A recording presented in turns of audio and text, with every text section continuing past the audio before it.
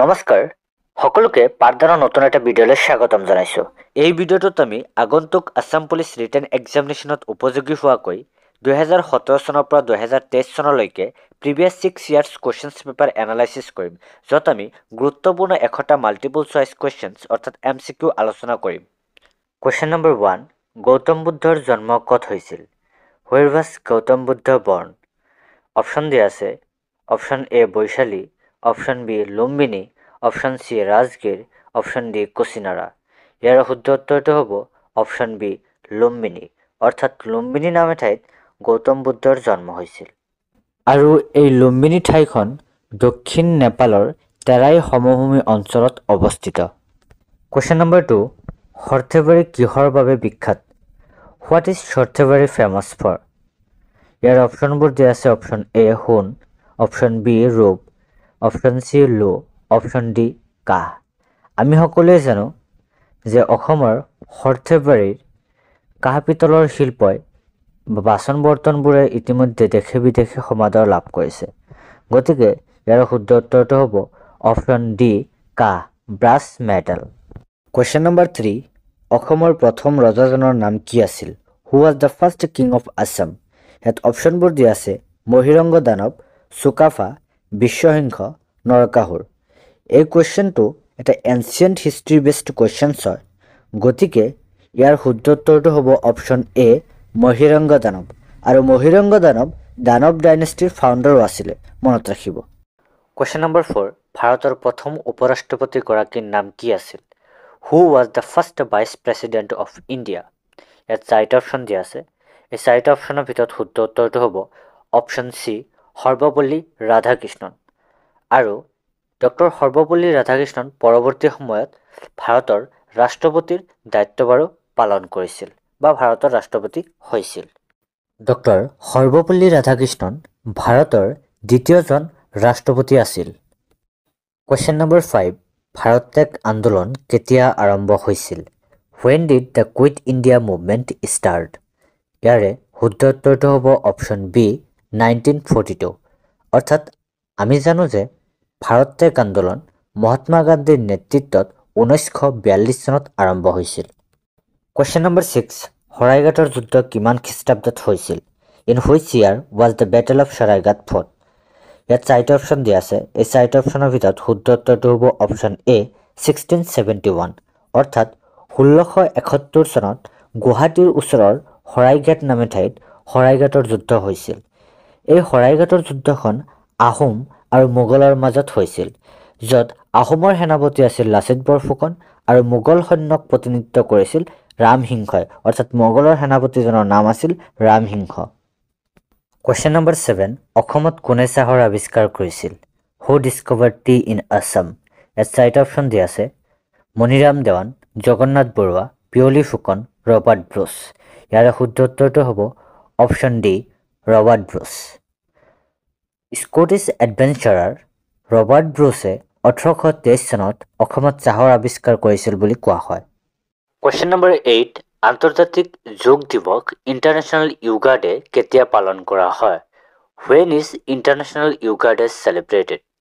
ইয়াৰে শুদ্ধ উত্তৰটো হ'ব অপশ্যন চি 21 জুন।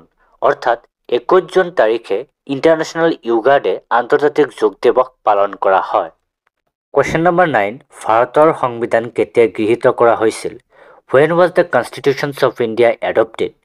ইয়াৰ শুদ্ধ উত্তৰ হ'ব অপশ্যন বি 26 নৱেম্বৰ 1949। অৰ্থাৎ 1949 চনৰ 26 জানুৱাৰী তাৰিখে কনষ্টিটুৱেণ্ট এছেম্বলি অফ ইণ্ডিয়াই ভাৰতীয় সংবিধানখন গৃহীত কৰিছিল। ইয়াত আমি আৰু এটা কথা জানি থোৱা ভাল হ'ব যে আমাৰ ভাৰতীয় সংবিধানখন the constitutions of India came into effect কাৰ্যকৰী কৰা হৈছিল 26 জানুৱাৰী 1950, অৰ্থাৎ 1950 চনৰ 26 জানুৱাৰী তাৰিখে কাৰ্যকৰী কৰা হৈছিল। আৰু সেইবাবে আমি প্ৰতি বছৰে 26 জানুৱাৰী তাৰিখটো গণতন্ত্ৰ দিৱস হিচাপে পালন কৰোঁ। কুৱেশ্যন নম্বৰ 10, লাক্ষাদ্বীপৰ ৰাজধানী কি? What is the capital of the Lakshadweep? ইয়াত 4টা অপশ্যন দিয়া আছে। কাবাৰাত্তি, আম্ৰাৱতী, ধৰমশালা, প্ৰয়াগৰাজ। ইয়াৰে শুদ্ধ উত্তৰটো হ'ব অপশ্যন এ কাবাৰাত্তি। কাবাৰাত্তি হৈছে লক্ষাদ্বীপৰ ৰাজধানী। কুৱেশ্যন নম্বৰ 11 বন্দে মাতৰম গীতটো কোনে ৰচনা কৰিছিল? Who compose the song Vande Mataram? অপশ্যনত দিয়া আছে বংকিম চন্দ্ৰ চট্টোপাধ্যায়, ৰবীন্দ্ৰনাথ ঠাকুৰ, মোহাম্মদ ইকবাল, ডক্টৰ ভীমৰাও আম্বেদকাৰ। ইয়াৰে শুদ্ধ উত্তৰটো হ'ব option A Bankim Chandra Chattopadhyay. Question number 12 Dihingia ৰজা বুলি কাক জনা যায়? Who is called the king of Dihingia? ইয়াৰে শুদ্ধ উত্তৰটো হ'ব অপশ্যন চি চুহুংমুং। অৰ্থাৎ স্বৰ্গদেউ চুহুংমুঙক কি বুলি জনা যায়? দিহিঙীয়া ৰজা বুলি জনা যায়। কুৱেশ্যন নম্বৰ 13 নামঘোষা কোনে লিখিছিল? হু ৰোট নামঘোষা? অপশ্যনবোৰ দিয়া আছে শংকৰদেৱ, মাধৱদেৱ, মাধৱ কন্দলী, ৰাম সৰস্বতী। ইয়াৰে শুদ্ধ উত্তৰটো হ'ব অপশ্যন বি মাধৱদেৱ। অৰ্থাৎ শ্ৰী শ্ৰী মাধৱদেৱে নামঘোষা ৰচনা কৰিছিল। কুৱেশ্যন নম্বৰ 14 জয়মতী চলচ্চিত্ৰ কোন চনত মুক্তি পাইছিল? In which year was the film Joymoti released? ইয়াৰে শুদ্ধ উত্তৰটো হ'ব অপশ্যন এ 1935। 1935 চনত জয়মতী চলচ্চিত্ৰখন মুক্তি পাইছিল। ইয়াত আৰু আমি এটা কথা জানি থোৱা ভাল হ'ব যে জয়মতী চলচ্চিত্ৰৰ পৰিচালক বা নিৰ্মাতা কোন আছিল? জয়মতী চলচ্চিত্ৰখনৰ পৰিচালক বা নিৰ্মাতা আছিল ৰূপকোঁৱৰ জ্যোতিপ্ৰসাদ আগৰৱালা। কুৱেশ্যন নম্বৰ 15 কিমান চনত পলাচীৰ যুদ্ধ হৈছিল? In which year was battle of Plassey fought? ইয়াৰে শুদ্ধ উত্তৰটো হ'ব অপশ্যন বি 1757। অৰ্থাৎ 1757 চনত পলাচীৰ যুদ্ধ হৈছিল আৰু এই পলাচীৰ যুদ্ধখন ব্ৰিটিছ ইষ্ট ইণ্ডিয়া কোম্পানী আৰু বংগৰ শেষৰজন স্বাধীন নবাব চিৰাজউদ্দৌলাৰ মাজত হৈছিল। কুৱেশ্যন নম্বৰ 16 প্ৰধানমন্ত্ৰীয়ে স্বচ্ছ ভাৰত অভিযান ক'ৰ পৰা আৰম্ভ কৰিছিল? Where did the Prime Minister start the স্বচ্ছ ভাৰত অভিযান? অপশ্যনত দিয়া আছে ৰাজঘাট, নতুন দিল্লী, অভয়ঘাট, লালকিল্লা। ইয়াৰ শুদ্ধ উত্তৰটো হ'ব অপশ্যন এ ৰাজঘাট। অৰ্থাৎ ৰাজঘাটৰ পৰা ভাৰতৰ প্ৰধানমন্ত্ৰী নৰেন্দ্ৰ মোদী ডাঙৰীয়াই স্বচ্ছ ভাৰত অভিযান আৰম্ভ কৰিছিল আৰু এই ৰাজঘাটতে মহাত্মা গান্ধীৰ সমাধিস্থল আছে। এতিয়া কথা হ'ল স্বচ্ছ ভাৰত অভিযান কেতিয়া আৰম্ভ কৰিছিল? স্বচ্ছ ভাৰত অভিযান ভাৰতৰ প্ৰধানমন্ত্ৰী নৰেন্দ্ৰ মোদী ডাঙৰীয়াই 2 অক্টোবৰ 2014 অৰ্থাৎ 2014 চনৰ 2 অক্টোবৰ তাৰিখে আৰম্ভ কৰিছিল। কুৱেশ্যন নম্বৰ 17 2011 চনৰ লোকপিয়লৰ মতে অসমৰ মুঠ জনসংখ্যা কিমান? What is the total population of Assam according to the census 2011? অপশ্যনত দিয়া আছে 3.15 crore, 3.20 crore, 3.25 crore, 3.12 crore। ইয়াৰ শুদ্ধ উত্তৰটো হ'ব অপশ্যন ডি 3.12 crore। অৰ্থাৎ 2011 চনৰ লোকপিয়লৰ মতে অসমৰ মুঠ জনসংখ্যা 3.12 কোটি। কুৱেশ্যন নম্বৰ 18 প্ৰথম আহোম ৰজাজনৰ নাম কি আছিল? Who was the first Ahom king? ইয়াত অপশ্যনবোৰ দিয়া আছে মহিৰংগ দানৱ, ৰুদ্ৰসিংহ, চুকাফা, চুহুংমুং। ইয়াৰ শুদ্ধ উত্তৰটো হ'ব অপশ্যন চি চুকাফা। প্ৰশ্নটো আপোনালোকক এনেকৈও সুধিব পাৰে যে আহোম ৰাজ্যৰ প্ৰতিষ্ঠাপক ৰজাজনৰ নাম কি আছিল? Who was the founder of Ahom dynasty? তেতিয়াও শুদ্ধ উত্তৰটো হ'ব option C Sukaphaa. Question number 19 কোন চনত ৰবীন্দ্ৰনাথ ঠাকুৰক নোবেল পুৰস্কাৰ প্ৰদান কৰা হৈছিল? In which year was Rabindranath Tagore awarded the Nobel prize? ইয়াত অপশ্যনবোৰ দিয়া আছে 1913, 1999, 1921 আৰু 1935। ইয়াৰ শুদ্ধ উত্তৰটো হ'ব অপশ্যন এ 1913। অৰ্থাৎ 1913 চনত ৰবীন্দ্ৰনাথ ঠাকুৰে নোবেল পুৰস্কাৰ পাইছিল। ৰবীন্দ্ৰনাথ ঠাকুৰ প্ৰথমগৰাকী ভাৰতীয় তথা নন ইউৰোপীয়ান ব্যক্তি যিগৰাকীয়ে নোবেল পুৰস্কাৰ পাইছিল। ৰবীন্দ্ৰনাথ ঠাকুৰক 1913 চনত তেওঁৰ কবিতাপুথি গীতাঞ্জলিৰ বাবে নোবেল বঁটা পুৰস্কাৰ প্ৰদান কৰা হৈছিল। কুৱেশ্যন নম্বৰ 20 জীয়াভৰালী নদী অসমৰ কোনখন জিলাত অৱস্থিত? The Jiabharali river flows in which district of Assam? অপশ্যনত দিয়া আছে লখিমপুৰ, শোণিতপুৰ, নগাঁও, শিৱসাগৰ। ইয়াৰ শুদ্ধ উত্তৰটো হ'ব অপশ্যন বি শোণিতপুৰ। আৰু জীয়াভৰালী নদীখন ব্ৰহ্মপুত্ৰৰ এখন ৰাইট বেংক ট্ৰিবিউটাৰী হয়, মনত ৰাখিব। কুৱেশ্যন নম্বৰ 21 অসমৰ মুঠ মাটিকালি কিমান? What is the total area of Assam? ইয়াৰ শুদ্ধ উত্তৰটো হ'ব option D 78,438 square kilometre. Question number 22 মাধৱদেৱৰ জন্ম ক'ত হৈছিল? হুৱেৰ ৱাজ মাধৱদেৱ বৰ্ণ? অপশ্যনত দিয়া আছে আলিপুখুৰী, লেটেকুপুখুৰী, বৰদোৱা, কোচবিহাৰ। ইয়াৰ শুদ্ধ উত্তৰটো হ'ব অপশ্যন বি লেটেকুপুখুৰী। অৰ্থাৎ মাধৱদেৱৰ জন্ম লেটেকু পুখুৰী নামে ঠাইত হৈছিল। কুৱেশ্যন নম্বৰ 23 ভাৰত পাকিস্তান সীমান্তক কি নামেৰে জনা যায়? হোৱাট ইজ দ্য ইণ্ডো পাক বৰ্ডাৰ নোন এজ?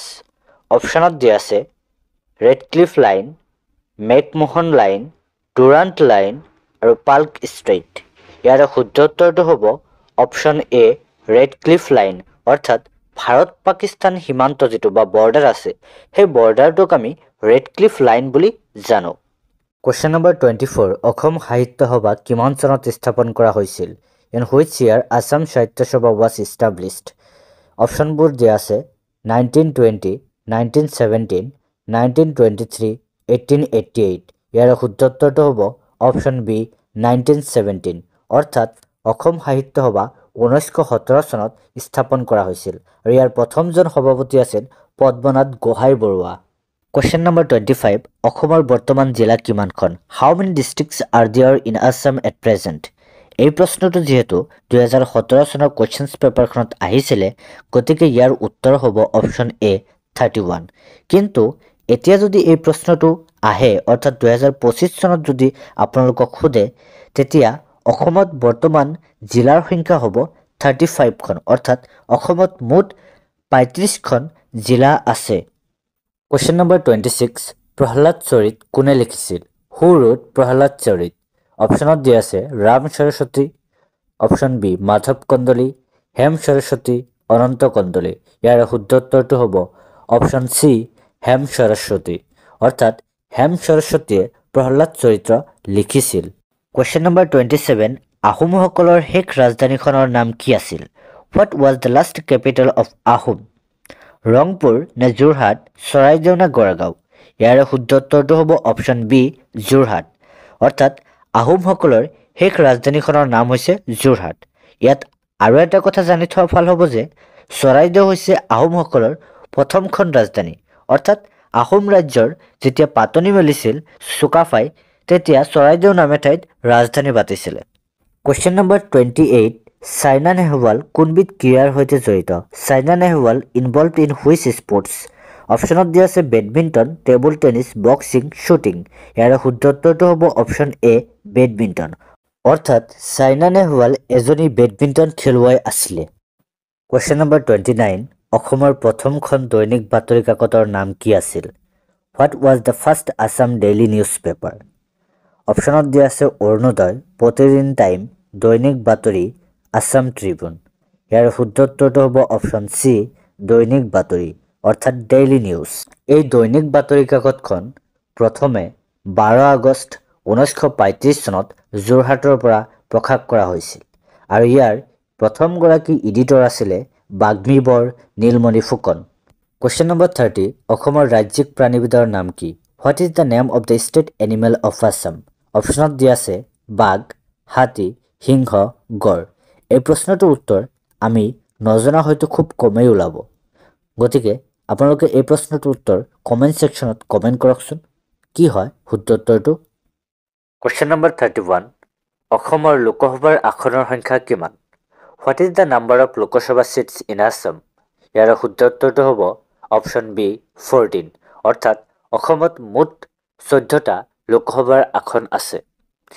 আৰু যদি আমাক লোকসভাৰ আসনৰ সলনি ৰাজ্যসভাৰ আসনৰ কথা সোধে, তেতিয়া শুদ্ধ উত্তৰটো হ'ব অপশ্যন এ 7। কুৱেশ্যন নম্বৰ 32 নিম্নলিখিত কোনটো শ্ৰেণীৰ বাবে অৰ্জুন বঁটা প্ৰদান কৰা হয়? The Arjuna award is awarded for which of the following categories? সাহিত্য, ক্ৰীড়া, শান্তি নে চলচ্চিত্ৰ? ইয়াৰ শুদ্ধ উত্তৰটো হ'ব অপশ্যন বি ক্ৰীড়া, অৰ্থাৎ স্পৰ্টছৰ বাবে অৰ্জুন বঁটা দিয়া হয়। কুৱেশ্যন নম্বৰ 33 ভাৰতৰ ৰাজ্যসভাৰ সভাপতি কোন? Who is the president of Rajya Sabha of India? অপশ্যনত দিয়া আছে president, prime minister, vice president, home minister. ইয়াৰ শুদ্ধ উত্তৰ কোনটো হ'ব বাৰু? ইয়াৰ শুদ্ধ উত্তৰটো হ'ব অপশ্যন চি উপৰাষ্ট্ৰপতি, ভাইচ প্ৰেচিডেণ্ট অফ ইণ্ডিয়া, অৰ্থাৎ ভাৰতৰ উপৰাষ্ট্ৰপতিয়ে হৈছে ভাৰতৰ ৰাজ্যসভাৰ সভাপতি। এই প্ৰশ্নটো এইবুলি এডিআৰ পৰীক্ষাটো আহিছিলে। কুৱেশ্যন নম্বৰ 34 2020 চনত G20 সন্মিলন ক'ত হৈছিল? When was the G20 summit held in 2020? অপশ্যনত দিয়া আছে চৌদি আৰৱ, ইটালী, ভাৰত, আমেৰিকা। ইয়াৰ শুদ্ধ উত্তৰটো হ'ব অপশ্যন এ ছৌদি আৰব। অৰ্থাৎ 2020 চনৰ G20 সন্মিলনখন ছৌদি আৰবত অনুষ্ঠিত হৈছিল। কুৱেশ্যন নম্বৰ 35, ৰিয়ান পৰাগ এগৰাকী ৰিয়ান পৰাগ ইজ এ অপশ্যনত দিয়া আছে খেলুৱৈ, সাহিত্যিক, বৈজ্ঞানিক নে পাইলট। এই প্ৰশ্নৰ উত্তৰ নজনা মানুহ খুব কমেই ওলাব। ইয়াৰে শুদ্ধ উত্তৰটো হ'ব অপশ্যন এ খেলুৱৈ। ৰিয়ান পৰাগ এগৰাকী ক্ৰিকেট খেলুৱৈ। আৰু ৰিয়ান পৰাগ বৰ্তমান ৰাজস্থান ৰয়েলছ দলৰ হৈ IPLত অংশগ্ৰহণ কৰে। কুৱেশ্যন নম্বৰ 36, মনোপলি শব্দৰ সৈতে জড়িত associated word with the monopoly. অপশ্যনত দিয়া আছে সমাজবাদ, ছ'চিয়েলিজিম, পুঁজিবাদ, কেপিটেলিজিম, মিশ্ৰিত, মিক্সড, অৰ্থনীতি, ইকনমি। ইয়াৰ শুদ্ধ উত্তৰটো হ'ব অপশ্যন বি পুঁজিবাদ, কেপিটেলিজিম। অৰ্থাৎ মনোপলি ৱৰ্ডটো কেপিটেলিজিমৰ লগত জড়িত। কুৱেশ্যন নম্বৰ 37, ভিলেজ ৰকষ্টাৰৰ পৰিচালক কোন? Who was the director of village rockstar? অপশ্যনবোৰ দিয়া আছে জাহ্নু বৰুৱা, ৰীমা দাস, মঞ্জু বৰুৱা, সুপ্ৰভা দেৱী। ইয়াৰ শুদ্ধ উত্তৰটো হ'ব অপশ্যন বি ৰীমা দাস। অৰ্থাৎ গাঁৱলীয়া পটভূমিত ৰচিত ভিলেজ ৰকষ্টাৰ নামৰ অসমীয়া বোলছবিখনৰ পৰিচালক ৰীমা দাস। কুৱেশ্যন নম্বৰ 38, তলৰ কোনখন ৰাজ্য কেন্দ্ৰীয় শাসিত নহয়? Which of the following state is not a union territory? অপশ্যনত দিয়া আছে পণ্ডুচেৰী, দামান and Diu, Dadra and Nagar Haveli, option D Punjab. ইয়াৰ শুদ্ধ উত্তৰটো হ'ব অপশ্যন ডি পাঞ্জাৱ। আমি জানো বৰ্তমান ভাৰতবৰ্ষত 8খন ইউনিয়ন টেৰিটৰী আছে আৰু সেই 8খনৰ ভিতৰত পণ্ডুচেৰী, দামান এণ্ড দিউ, দাদৰা এণ্ড নগৰ হাভেলীও পৰে। আৰু এই ইউনিয়ন টেৰিটৰীবোৰ ডাইৰেক্টলি কেন্দ্ৰৰ পৰা শাসন কৰা হয়। Question number 39, council of states কি নামেৰে জনা যায়? What is the council of states known by? অপশ্যনত দিয়া আছে লোকসভা, ৰাজ্যসভা নে বিধানসভা নে বিধান পৰিষদ। ইয়াৰে শুদ্ধ উত্তৰটো হ'ব অপশ্যন বি ৰাজ্যসভা। অৰ্থাৎ কাউন্সিল অফ ষ্টেটক ৰাজ্যসভা বুলিও জনা যায়। কুৱেশ্যন নম্বৰ 40, কোনখন দেশ বিমষ্টেকৰ সদস্য নহয়? Which country is not a member of BIMSTEC? অপশ্যনত দিয়া আছে বাংলাদেশ, ভূটান, নেপাল, পাকিস্তান। ইয়াৰে শুদ্ধ উত্তৰটো হ'ব অপশ্যন ডি পাকিস্তান। এতিয়া কথা হ'ল বিমষ্টেকনো কি? বিমষ্টেক হৈছে এটা regional organisation which includes total 7 countries of south and south east Asia. আৰু সেই মেম্বাৰ্ছ কাণ্ট্ৰিবোৰ হৈছে ইণ্ডিয়া, ভূটান, নেপাল, বাংলাদেশ, ম্যানমাৰ, শ্ৰীলংকা আৰু থাইলেণ্ড। কুৱেশ্যন নম্বৰ 41, ভাৰতৰ ৰাষ্ট্ৰপতি নিৰ্বাচনত কোনে ভোট দিব নোৱাৰে? Who can not vote in the presidential election of India? অপশ্যনত দিয়া আছে বিধান পৰিষদৰ নিৰ্বাচিত সদস্য, অপশ্যন বি ৰাজ্যসভাৰ নিৰ্বাচিত সদস্য, লোকসভাৰ নিৰ্বাচিত সদস্য আৰু বিধানসভাৰ নিৰ্বাচিত সদস্য।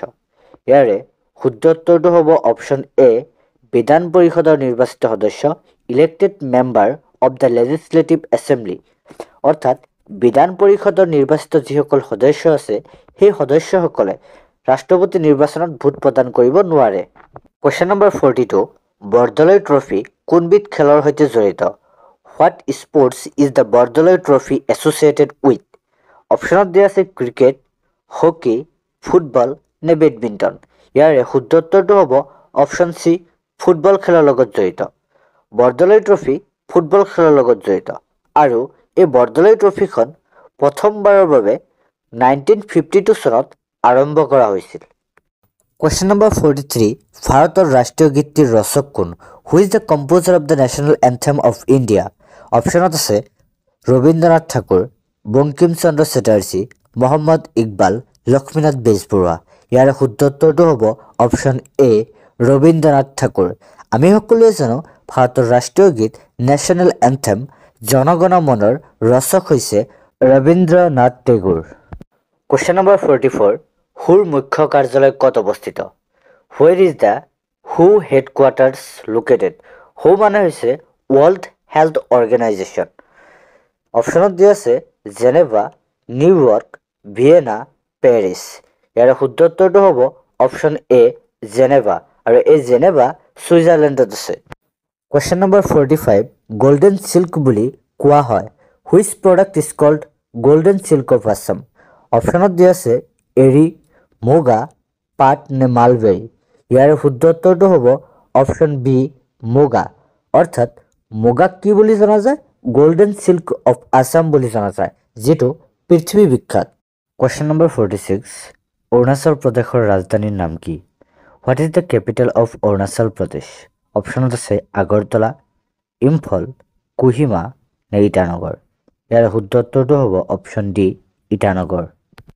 Question number 47। পথৰুঘাটৰ ৰণ হোৱা ঠাইখনৰ নাম কি? এই কুৱেশ্যনটো 2022 চনত আহিছিলে। What is the name of the place ৱেৰ the battle of Patharughat টুক প্লেচ? অপশ্যনত দিয়া আছে ৰঙিয়া, দৰং, নগাঁও নে তেজপুৰ হ'ব। ইয়াৰ শুদ্ধ উত্তৰটো হ'ব অপশ্যন বি দৰং। আমি সকলো জানো যে দৰঙত সেই ইতিহাস প্ৰসিদ্ধ পথৰুঘাটৰ ৰণৰ কথা, য'ত ব্ৰিটিছৰ পুলিচ বাহিনীয়ে শ আমাৰ ভাৰতীয় তথা অসমৰ কৃষকসকলক গুলীয়াই হত্যা কৰিছিল। Question number 48। মেৰী কমে অলিম্পিকত কেইটা পদক পাইছিলে? How many medals did Mary Kom win in the Olympics? ইয়াতে শুদ্ধ উত্তৰটো হ'ব অপশ্যন এ 1। অৰ্থাৎ মেৰী কমে অলিম্পিকত এটা পদক পাইছিলে আৰু সেইটো আছিল গোল্ডৰ পদক অৰ্থাৎ সোণৰ পদক। Question number 49।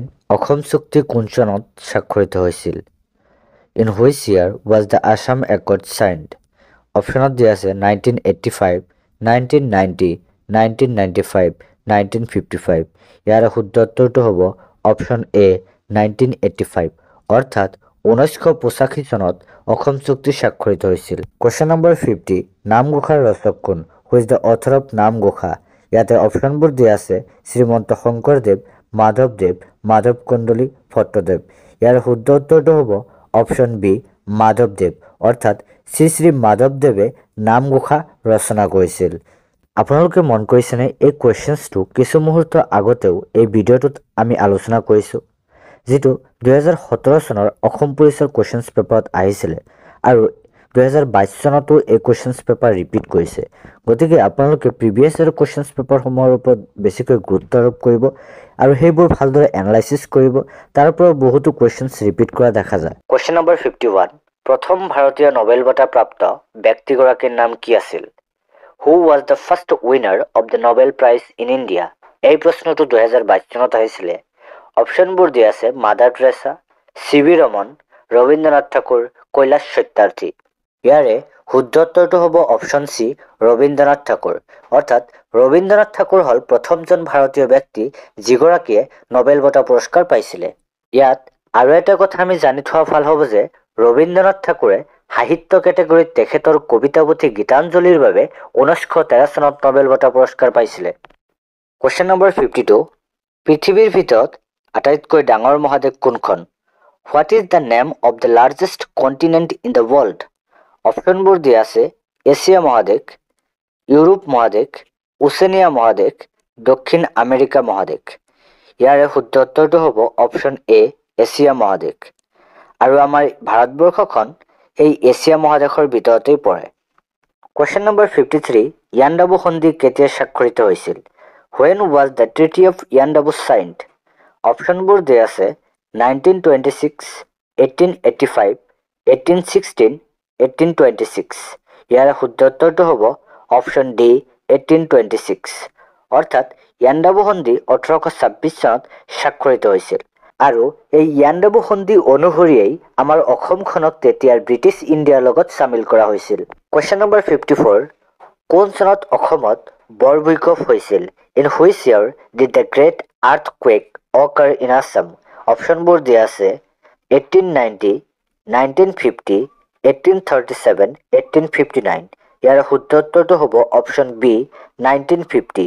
অৰ্থাৎ 1950 চনত অসমত বৰভূমিকম্প হৈছিলে আৰু এই বৰভূমিকম্পৰ ফলত বৰ্তমান অসমত যি চান্দুবি বিল আছে সেই চান্দুবি বিলৰ সৃষ্টি হৈছিল বুলি কোৱা হয়। Question number 55। ভাৰতৰ উচ্চতম ন্যায়ালয় ক'ত অৱস্থিত? Where is Indian supreme court located? অপশ্যনবোৰ দিয়া আছে মুম্বাই, পুনে, গুৱাহাটী, দিল্লী। ইয়াৰ শুদ্ধ উত্তৰটো হ'ব অপশ্যন ডি দিল্লী। অৰ্থাৎ ভাৰতৰ উচ্চতম ন্যায়ালয় দিল্লীত অৱস্থিত। Question number 56। অসম কেশৰী বুলি কোনজন কবিক কোৱা হয়? Which poet is called Assam Keshari? অপশ্যনবোৰ দিয়া আছে অম্বিকাগিৰি ৰায়চৌধুৰী, ৰঘুনাথ চৌধুৰী, হীৰেণ ভট্টাচাৰ্য, যতীন্দ্ৰনাথ দুৱাৰা। ইয়াৰে শুদ্ধ উত্তৰটো হ'ব অপশ্যন এ অম্বিকাগিৰি ৰায়চৌধুৰী। অৰ্থাৎ অম্বিকাগিৰি ৰায়চৌধুৰীক আমি অসম কেশৰী বুলি জানো। কুৱেশ্যন নম্বৰ 57, ৰামায়ণৰ লেখক কোন? হু ৰোট ৰামায়ণা? অপশ্যনবোৰ দিয়া আছে ব্যাসদেৱ, দামোদৰদেৱ, মহেন্দ্ৰ কন্দলী, অপশ্যন ডি বাল্মীকি। ইয়াৰে শুদ্ধ উত্তৰটো হ'ব অপশ্যন ডি বাল্মীকি। অৰ্থাৎ বাল্মীকিয়ে ৰামায়ণ ৰচনা কৰিছিল। Question number 58, how much in 1 million? 1 মিলিয়নত কিমান? Option A 10 lakh, option B 1 lakh, option C 1000, option D 1 কোটি। ইয়াৰে শুদ্ধ উত্তৰটো হ'ব অপশ্যন এ 10 লাখ। অৰ্থাৎ 1 মিলিয়নত 10 লাখ। কুৱেশ্যন নম্বৰ 59, আহোমে মোগলক কোন চনত শৰাইঘাটৰ যুদ্ধত পৰাস্ত কৰিছিল? In which year did the Ahom defeat the Mughals at the battle of Saraighat? এই কুৱেশ্যনটো ৰিপিট কৰিছে। 2017 চনতো এই কুৱেশ্যন আহিছিলে। আমাক অপশ্যনবোৰ দিয়া আছে 1671, 1661, 1771, 1761। ইয়াৰে শুদ্ধ উত্তৰটো হ'ব অপশ্যন এ 1671। অৰ্থাৎ 1671 চনত আহোমে মোগলক শৰাইঘাটৰ যুদ্ধত পৰাস্ত কৰিছিলে। কুৱেশ্যন নম্বৰ 60, সতী সাধিনী কোন বংশৰ ৰাণী আছিল? Queen Sati Sadhini belongs to which dynasty? অপশ্যনবোৰ দিয়া আছে আহোম, কছাৰী, চুতীয়া নে কোচ? ইয়াৰে শুদ্ধ উত্তৰটো হ'ব অপশ্যন চি চুতীয়া। অৰ্থাৎ সতী সাধিনী চুতীয়া বংশৰ ৰাণী আছিল। কুৱেশ্যন নম্বৰ 61, উমানন্দ মন্দিৰত কাৰ পূজা কৰা হয়? Who is worshipped in the Umananda temple? অপশ্যনবোৰ দিয়া আছে দুৰ্গা, কৃষ্ণ, হনুমান আৰু শিৱ। ইয়াৰে শুদ্ধ উত্তৰটো হ'ব অপশ্যন ডি শিৱা। অৰ্থাৎ উমানন্দ মন্দিৰত ভগৱান শিৱৰ পূজা কৰা হয়।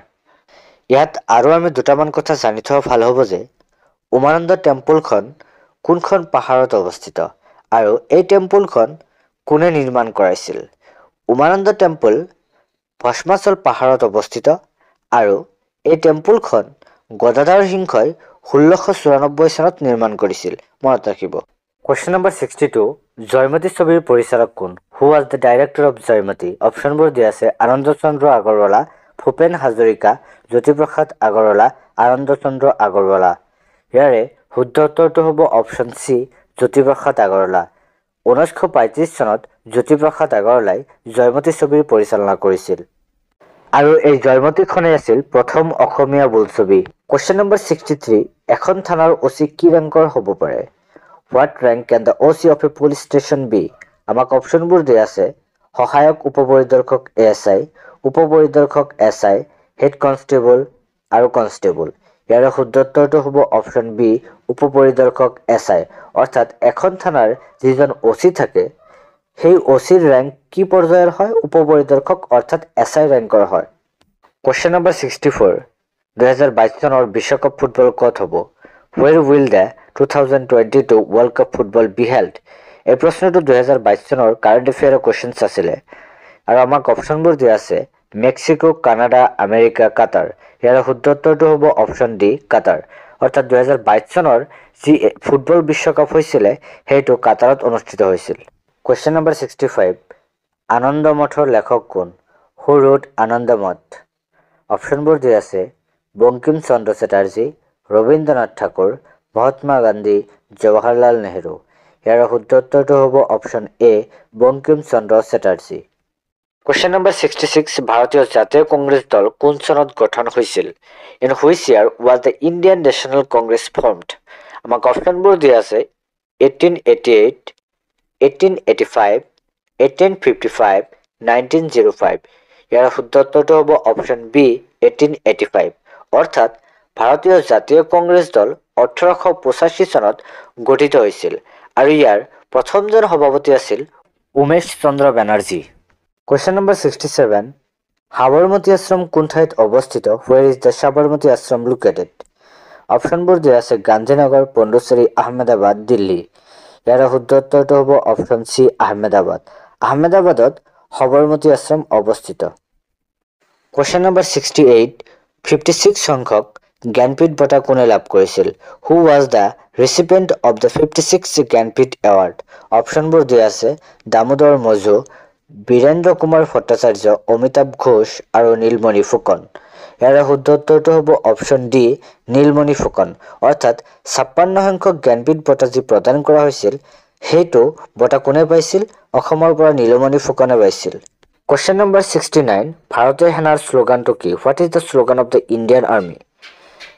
এই যি অপশ্যনবোৰ দিয়া আছে সেই অপশ্যনবোৰৰ ভিতৰত ইয়াৰ শুদ্ধ উত্তৰটো হ'ব অপশ্যন ডি সেৱা পৰম ধৰ্ম। Question number 70, কলিয়াভোমোৰা দলঙে কোন দুখন ঠাইক সংযোগ কৰিছে? Which two places are connected by the Kaliabhomora bridge? অপশ্যনবোৰ দিয়া আছে পঞ্চৰত্ন আৰু যোগীঘোপা, ধলা আৰু শদিয়া, পাণ্ডু আৰু গুৱাহাটী, কলিয়াবৰ আৰু তেজপুৰ। ইয়াৰে শুদ্ধ উত্তৰটো হ'ব অপশ্যন ডি কলিয়াবৰ আৰু তেজপুৰ। অৰ্থাৎ কলিয়াভোমোৰা দলংখনে কলিয়াবৰ আৰু তেজপুৰ এই ঠাই দুখনক কি কৰিছে? সংযোগ কৰিছে। Question number 71, হালধীয়া চৰায়ে বাওদান খায় গ্ৰন্থখনৰ লেখক কোন? Who wrote the book হালধীয়া চৰায়ে বাওদান খায়? অপশ্যনবোৰ দিয়া আছে জাহ্নু বৰুৱা, হোমেন বৰগোহাঁই, ডক্টৰ ভূপেন হাজৰিকা, ৰীমা দাস। ইয়াৰে শুদ্ধ উত্তৰটো হ'ব অপশ্যন বি হোমেন বৰগোহাঁই। হালধীয়া চৰায়ে বাওদান খায় এইখন হোমেন বৰগোহাঁইদেৱে লিখা এখন উপন্যাস হয়, যিটো উপন্যাসৰ কাহিনীৰ আধাৰত পৰৱৰ্তী সময়ত একে নামেৰে 1987 চনত অসমীয়া বোলছবিও নিৰ্মাণ কৰা হৈছিল। Question number 72, মায়ামাৰা সত্ৰৰ লগত জড়িত ব্যক্তিগৰাকী কোন আছিল? Who was involved in the মায়ামাৰা সত্ৰ? অপশ্যনবোৰ দিয়া আছে শ্ৰীমন্ত শংকৰদেৱ, শ্ৰী শ্ৰী মাধৱদেৱ, অনিৰুদ্ধদেৱ, বনমালীদেৱ। ইয়াৰ শুদ্ধ উত্তৰটো হ'ব অপশ্যন চি অনিৰুদ্ধদেৱ। মায়ামাৰা সত্ৰৰ লগত অনিৰুদ্ধদেৱ জড়িত আছিল। Question number 73, গাৰো খাচী জয়ন্তীয়া প্ৰধানকৈ কোনখন ৰাজ্যত পোৱা যায়? In which state Garo Khasi Jaintia is mainly found? অপশ্যনত দিয়া আছে মেঘালয়, অসম, অৰুণাচল প্ৰদেশ, মিজোৰাম। গাৰো খাচী জয়ন্তীয়া এই তিনিখন পাহাৰৰ নাম আৰু এই পাহাৰ তিনিখন মেঘালয় ৰাজ্যত অৱস্থিত। গতিকে শুদ্ধ উত্তৰটো হ'ব অপশ্যন এ মেঘালয়। Question number 74, হেমকোষ এখন হেমকোষ ইজ এ অপশ্যনত দিয়া আছে বুৰঞ্জী নে উপন্যাস নে কবিতা পুথি নে অভিধান হ'ব? ইয়াৰে শুদ্ধ উত্তৰটো হ'ব অপশ্যন ডি অভিধান অৰ্থাৎ ডিকশ্যনাৰী। হেমকোষ এখন অসমীয়া অভিধান। Question number 75, শেহতীয়াকৈ ক'ত অলিম্পিক খেলৰ আয়োজন কৰা হৈছিল? Where were the Olympic Games hosted recently? অপশ্যনবোৰ দিয়া আছে টকিঅ', ৰিঅ', লণ্ডন, বেইজিং। এই কুৱেশ্যনটো 2022 চনত আহিছিলে, গতিকে সেই হিচাপত ইয়াৰ শুদ্ধ উত্তৰটো হ'ব অপশ্যন এ টকিঅ'। কিন্তু এই কুৱেশ্যনটো যদি এতিয়া অৰ্থাৎ 2025 চনত আপোনালোকক সোধে তেতিয়া ইয়াৰ শুদ্ধ উত্তৰটো হ'ব পেৰিছ। অৰ্থাৎ শেহতীয়াকৈ 2024 চনত যি অলিম্পিক খেল আয়োজন কৰা হৈছিল সেইটো পেৰিছত আয়োজন কৰা হৈছিল বা অনুষ্ঠিত হৈছিল। Question number 76, তলৰ কোনখন আহোমসকলৰ স্মৃতি স্থান? Which of the following is a memorial place of Ahom? অপশ্যনত দিয়া আছে পিৰামিড, মৈদাম, কামাখ্যা, মদন কামদেৱ। ইয়াৰে শুদ্ধ উত্তৰটো হ'ব অপশ্যন বি মৈদাম। মৈদাম হৈছে আহোমসকলৰ এটা স্মৃতি স্থান। Question number 77, বাণীকান্তদেৱ এগৰাকী বাণীকান্তদেৱ ইজ এ অপশ্যনত আছে সুৰকাৰ, অভিনেতা, গীতিকাৰ, সাহিত্যিক। ইয়াৰে শুদ্ধ উত্তৰটো হ'ব অপশ্যন ডি সাহিত্যিক। অৰ্থাৎ বাণীকান্তদেৱ এগৰাকী সাহিত্যিক আছিলে। Question number 78, অসমৰ সৰ্বমুঠ মাটিকালি কিমান? What is the total land area of Assam? অপশ্যনত আছে 78,000 square kilometre, 78,600 square kilometre, 78,500 square kilometre, 78,438 square kilometre. এই কুৱেশ্যনছটো বহুবাৰ ৰিপিট হৈছে। 2017 চনতো এই কুৱেশ্যনছ আহিছিলে, 2019 চনতো এই কুৱেশ্যনছ আহিছিলে, আনকি 2023 চনতো এই কুৱেশ্যনছ ৰিপিট হৈছে। গতিকে এই কুৱেশ্যনছটো 2025 চনতো অহাৰ খুবেই সম্ভাৱনা আছে। ইয়াৰে শুদ্ধ উত্তৰটো হ'ব অপশ্যন ডি 78,438 স্কোয়াৰ কিলোমিটাৰ। অৰ্থাৎ অসমৰ সৰ্বমুঠ মাটিকালি 78,438 বৰ্গ কিলোমিটাৰ। Question number 79, কৰম পূজা অসমৰ কোনটো জনগোষ্ঠীয়ে পালন কৰে? Which community of Assam celebrated Karam পূজা? অপশ্যনত আছে বড়ো, কছাৰী, মিচিং নে চাহ জনগোষ্ঠী। ইয়াৰে শুদ্ধ উত্তৰটো হ'ব অপশ্যন ডি চাহ জনগোষ্ঠী। অৰ্থাৎ অসমৰ চাহ জনগোষ্ঠীয় লোকসকলে কৰম পূজা পালন কৰে। Question number 80, ৰাজ্যসভাৰ অধ্যক্ষগৰাকী কোন? Who is the chairman of Rajya Sabha? অপশ্যনত দিয়া আছে president, prime minister, vice president, governor. ইয়াৰে শুদ্ধ উত্তৰটো হ'ব অপশ্যন চি, উপৰাষ্ট্ৰপতি, ভাইচ প্ৰেচিডেণ্ট। অৰ্থাৎ ৰাজ্যসভাৰ অধ্যক্ষগৰাকী ভাৰতৰ উপৰাষ্ট্ৰপতি অৰ্থাৎ ভাইচ প্ৰেচিডেণ্টগৰাকীয়ে হয়। আৰু বৰ্তমান ভাৰতৰ উপৰাষ্ট্ৰপতিজনৰ নাম হৈছে Jagdeep Dhankhar. Question number 81. How many years is the term of the president of the গাঁও পঞ্চায়ত? গাঁও পঞ্চায়তৰ সভাপতিৰ কাৰ্যকাল কিমান বছৰ? অপশ্যনত দিয়া আছে 4, 5, 6, 10। ইয়াৰে শুদ্ধ উত্তৰটো হ'ব অপশ্যন বি 5 years। অৰ্থাৎ গাঁও পঞ্চায়তৰ সভাপতিৰ কাৰ্যকাল 5 বছৰ। Question number 82. 1253 চনত আহোমসকলৰ ৰাজধানী কি আছিল? What was the capital of Ahom in 1253? অপশ্যনত দিয়া আছে ৰংপুৰ, গড়গাঁও, যোৰহাট, চৰাইদেউ। ইয়াৰ শুদ্ধ উত্তৰটো হ'ব অপশ্যন ডি চৰাইদেউ। অৰ্থাৎ আহোমসকলৰ যি ৰাজধানী আছিলে 1253 চনত সেয়া আছিল চৰাইদেউ। আৰু এই চৰাইদেউ নামে ঠাইত কি কৰিছিল? আহোমৰ প্ৰথমজন ৰজা চাওলুং চুকাফাই ৰাজধানী পাতিছিলে। অৰ্থাৎ এক কথাত ক'বলৈ গ'লে চৰাইদেউ আছিল আহোমসকলৰ প্ৰথমখন ৰাজধানী। Question number 83. অসম সাহিত্য সভাৰ প্ৰথম সভাপতিগৰাকীৰ নাম কি আছিল? Who was the first president of Assam সাহিত্য সভা? অপশ্যনত আছে চন্দ্ৰধৰ বৰুৱা, কালিৰাম মেধি, পদ্মনাথ গোহাঁই বৰুৱা, হেমচন্দ্ৰ গোস্বামী। ইয়াৰে শুদ্ধ উত্তৰটো হ'ব অপশ্যন চি পদ্মনাথ গোহাঁই বৰুৱা। অৰ্থাৎ অসম সাহিত্য সভাৰ প্ৰথম সভাপতিগৰাকী আছিল পদ্মনাথ গোহাঁই বৰুৱা।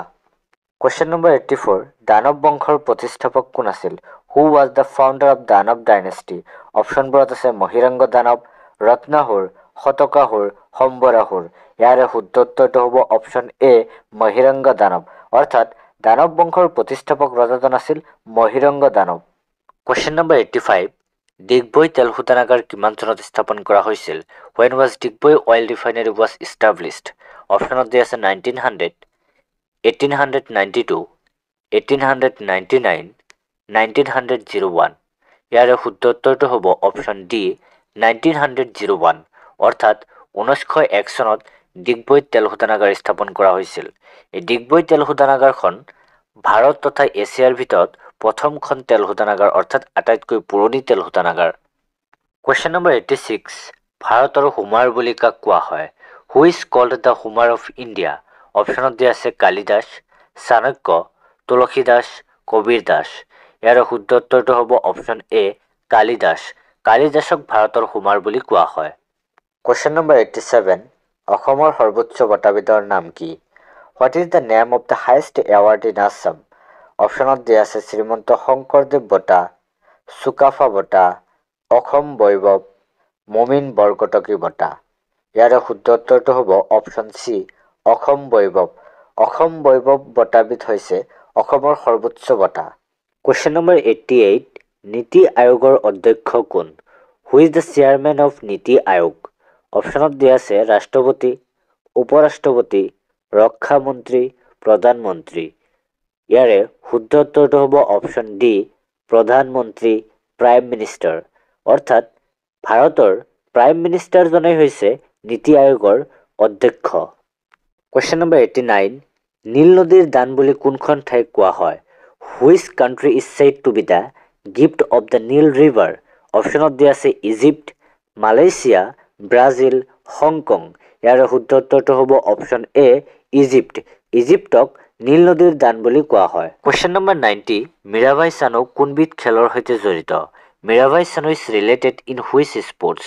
অপশ্যনত দিয়া আছে বক্সিং, হকী, ভাৰোত্তোলন, টেবুল টেনিছ। ইয়াৰে শুদ্ধ উত্তৰটো হ'ব অপশ্যন চি ভাৰোত্তোলন অৰ্থাৎ ৱেইট লিফটিং।